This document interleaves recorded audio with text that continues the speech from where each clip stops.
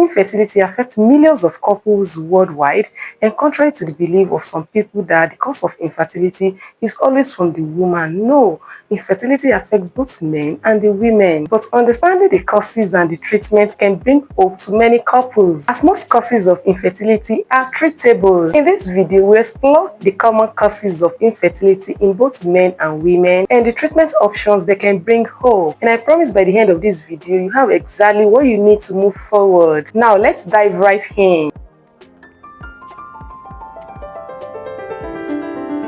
Hi everyone, welcome to my channel Ask Your Nurse. If this is the first time of seeing my video, you're definitely welcome. I'm Ashamolu Ashion. I'm a registered nurse. This channel focuses on content related to health. Do well to like this channel, subscribe, and hit the notification bell below to be the first person to know the next time I upload another new video. And to my returning subscribers, thank you guys for all you do. Now, what is infertility? Infertility is the inability of a couple to conceive despite regular unprotected sexual intercourse for at least 12 months or more. After 6 months, if the woman is over 35 years of age. It can affect either man or the woman or both partners. There are different types of infertility. We have the primary infertility, the secondary infertility, and the unexplained infertility. Primary infertility is when a couple has never been able to conceive after at least 12 months of regular unprotected sexual intercourse. That is, a woman has never been pregnant or a man has never fathered a child. While secondary infertility is when a couple has conceived at least once in the past, but now cannot conceive again after at least 12 months of trying. And this is often due to health issues like sexually transmitted infections, hormonal imbalance, or age-related. And unexplained infertility is when standard medical tests find no obvious cause of infertility in either partner, and this accounts for about 10 to 20% of all infertility cases. Normally, after a natural unprotected sexual intercourse between a man and a woman, the man deposits millions of sperm, about 15 to 20 millions of sperm, into the vagina of the woman, which will move upward from the vagina through the cervix to the fallopian tube. Also, the ovum, which is the female egg, will also move to the fallopian tube, where the fastest sperm will penetrate into the egg and fertilization occurs. The fertilized ovum then becomes a zygote, which will start to move back through the fallopian tube to the uterine cavity, which is the woman's womb, for implantation, where it will continue to grow and the baby is finally born after 9 months. This is under normal circumstances, but there are some factors in either the man or the woman or in both partners that can prevent this from occurring. Now, let's start from the man. The number one cause of infertility in men is sperm disorder. For a man to be able to impregnate a woman, he must be able to produce and deposit good quantity and quality of sperm into the woman's vagina. The sperm disorders include low sperm count or oligospermia. This is when a man has fewer than normal sperm in his semen. According to WHO, normal sperm concentrate should be at least 15 million per ml of semen. That is, when you take a male of semen, it must contain at least 15 millions of sperm in it and 39 millions of sperm per ejaculate. That is, in one ejaculation, there must be 39 millions of sperm in it. So any man that has less than 15 millions of sperm in a male of his semen may find it difficult to impregnate a woman, and medical help is needed. Another sperm disorder is azoospermia. This is a condition where there is no sperm in the semen at all, and the ability to impregnate a woman is zero in this condition without treatment. Poor sperm motility is another sperm disorder. This is when the sperm produced is abnormally slow. At least 40% of swimming or motile sperm is required to move forward to fertilize the egg. Another sperm disorder is abnormal sperm shape. At least 4% of normal sperm is considered adequate to impregnate a woman. It is not only quantity that matters, but the quality of sperm is very important and crucial. Other causes of infertility include the following, and these causes can either affect the quantity or the quality of sperm produced, meaning that they can also lead to sperm disorder, and they are: 1. Hormonal disorder like high or low testosterone level, which directly affects sperm production and quality; and thyroid disorder, either hypo or hyperthyroidism, which alters metabolism and hormonal balance, causing poor sperm count, poor sperm shape, and poor sperm motility. Another cause is varicocele. This is an abnormal enlargement of the vein within the scrotum or the testicular vein, which reduces sperm quality and quantity, but it it is treatable. Infection is another cause of infertility. Infections like mumps damages the sperm-producing cell, resulting to low sperm count or complete absence of sperm in the semen. Sexually transmitted infection like chlamydia, trachomatis,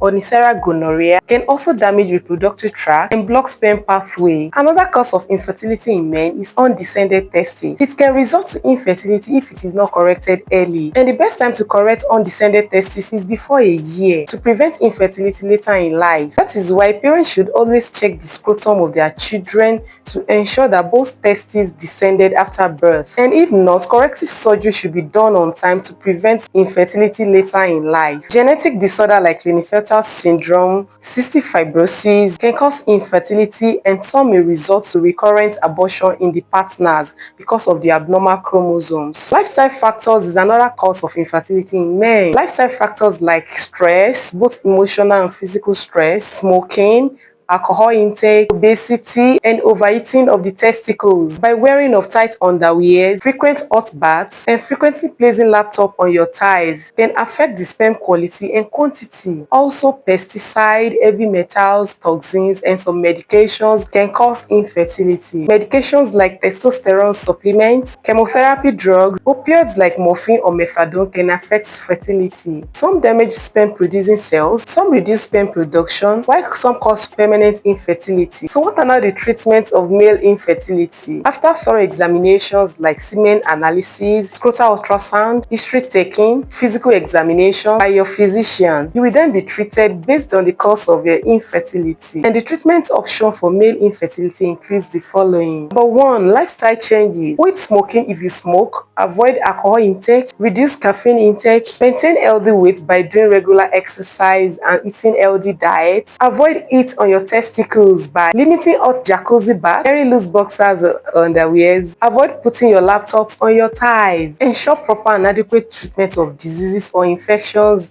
like mumps, sexually transmitted infections, and so on, and always seek professional help and don't do self-medication. There are also some supplements for men with infertility like zinc, which boosts sperm count and sperm motility. Vitamin E and vitamin C are both antioxidants and they protect sperm from damage. Omega-3 fatty acid is also a good supplement for men with infertility, and it can be gotten from walnuts, soya beans, and fish like salmon fish or sardines, which improves sperm quality.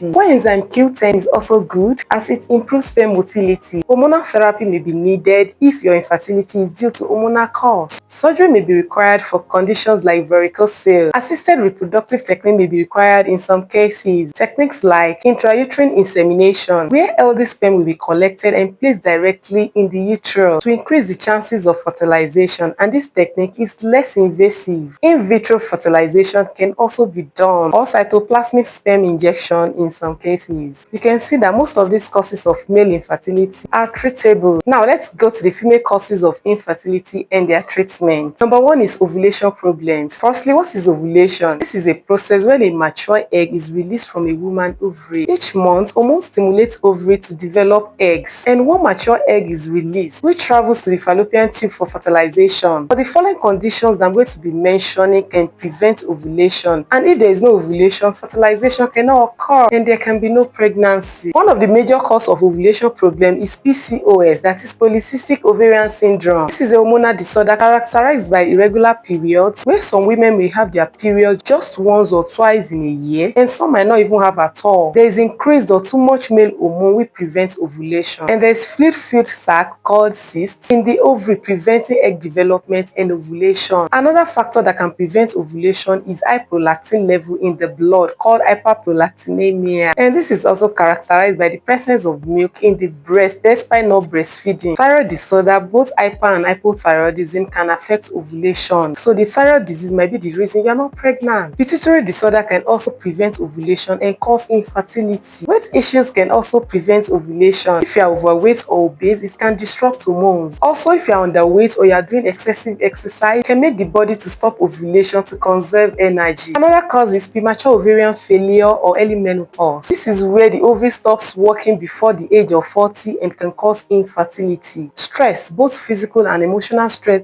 can also cause infertility. High physical and emotional stress can disturb hormone signal from the brain to the ovary to develop and release egg, which stops ovulation and cause infertility. Chronic illness like diabetes mellitus, adrenal gland disorders, or other long-term conditions can prevent ovulation and lead to infertility. Certain medications like long-term use of non-steroidal anti-inflammatory drugs like ibuprofen can delay or inhibit ovulation. Antipsychotic medications like Adderall or risperidone can increase the prolactin level in the blood, stopping or preventing ovulation and causing infertility. Chemotherapy can damage the ovarian follicle, leading to premature ovarian failure. Also, antidepressants like amitriptyline can interfere with sexual function and prevent ovulation. Another cause of infertility in women, apart from the ovulation problem, is tubal problem. This occurs when the fallopian tube is blocked, and it can affect either one or both tubes. Tubal blockage can result from poorly treated sexually transmitted infections like chlamydia trachomatis, Neisseria gonorrhea, and so on. These infections are sent to the pelvis, causing pelvic inflammatory disease, which makes the tube to heal by scarring and adhesion. And if the tube is blocked, the egg will not be able to pass to meet the sperm. Likewise, the sperm will not be able to meet the egg for fertilization, or it can prevent the passage of fertilized egg to reach the uterus for implantation because of the blockage. Apart from infection, previous ectopic pregnancy or pelvic surgeries like cesarean section can cause tubal blockage from the adhesion. Another cause of infertility in females is endometriosis. This is a condition where tissue similar to the lining of the uterus grows outside the uterus. It may grow on the ovary forming cysts and preventing ovulation, or in the fallopian tube or outer surface of the uterus, or in the pelvis or the abdomen. It is characterized by pelvic pain, especially before periods. It causes painful periods, pain during sexual intercourse, heavy or irregular bleeding, bloating, and so on. Endometriosis causes infertility by blocking the tube, damaging the ovaries, disturbing ovulation, lowering egg and embryo quality, and preventing implantation. Another cause of female infertility is fibroid. Fibroid is a benign growth and it is not cancerous. Note that it is not all fibroids that causes infertility, as many women have been able to conceive and carry their baby to term with fibroid. Problem only occurs if the fibroid is near the tube and prevent the passage of the sperm to meet the egg, or the fibroid is at where the zygote decided to implant, or the fibroid is too big, which may be competing for space with the fetus and affect fetal development, because the pregnancy hormone makes the fibroid to grow as the baby grows, which can lead to miscarriage. Congenital abnormality of the uterus is another cause of infertility in women. This is a structural problem in the uterus that a woman is born with. Example is septate uterus. This abnormal shape makes it difficult for the embryo to attach to the uterus and increases the risk of miscarriage. Poor cervical mucus makes it harder for the sperm to reach the head, causing infertility. Some cervical mucus is too thick, dry, and acidic as a result of low estrogen level,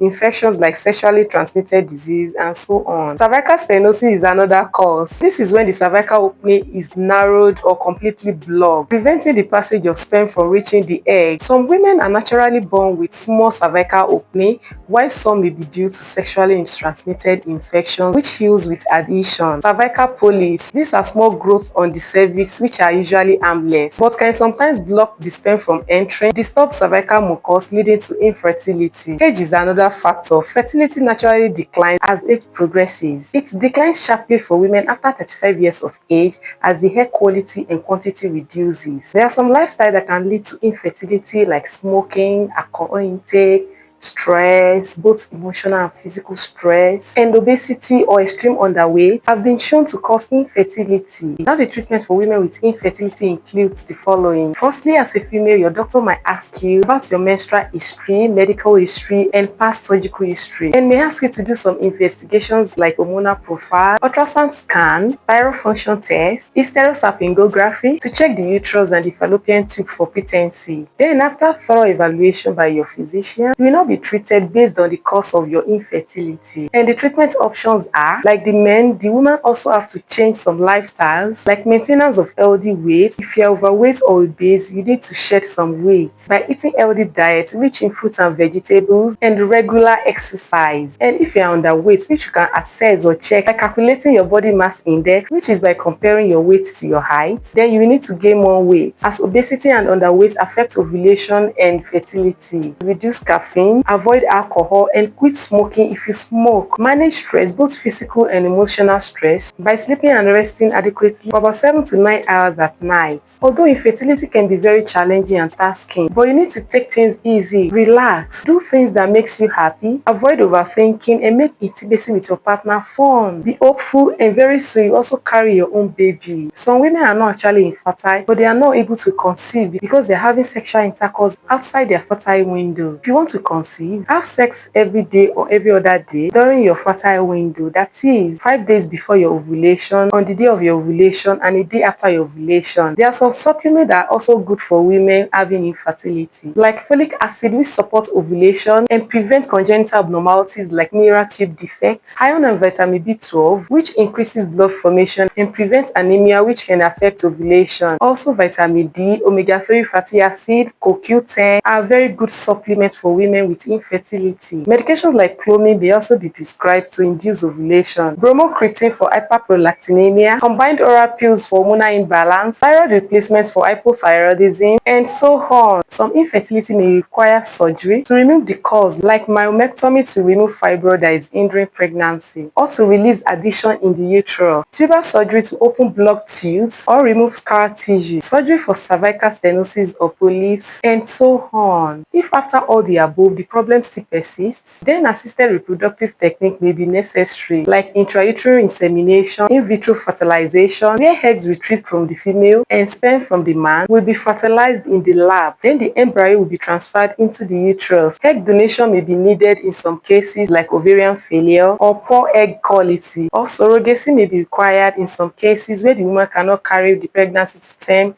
by herself due to severe uterine abnormality or absence of uterus or repeated IVF implantation failures. Her egg and that of her partner will be collected and fertilized artificially and then placed in another woman's uterus. The woman must have agreed to carry and give birth on behalf of the infertile couple who cannot carry pregnancy themselves. Or sometimes the egg of the surrogate might be used depending on the condition. Although infertility can be emotionally challenging, but many effective treatments exist today and many couples have been able to achieve pregnancy. If you or someone you know is struggling with it, don't lose hope. The first step is to see a doctor for proper evaluation and guidance. Remember, you are not alone, and with the right help, parenthood is possible. Believe that it will happen very soon. Even the darkest night ends with a sunrise. So hold on for better days ahead. If you found this video helpful, do well to give it a thumb up, share with others who might need it, subscribe for more educative content like this, and don't forget to drop your question in the comment section below. I'll be glad to answer them. See you in my next video.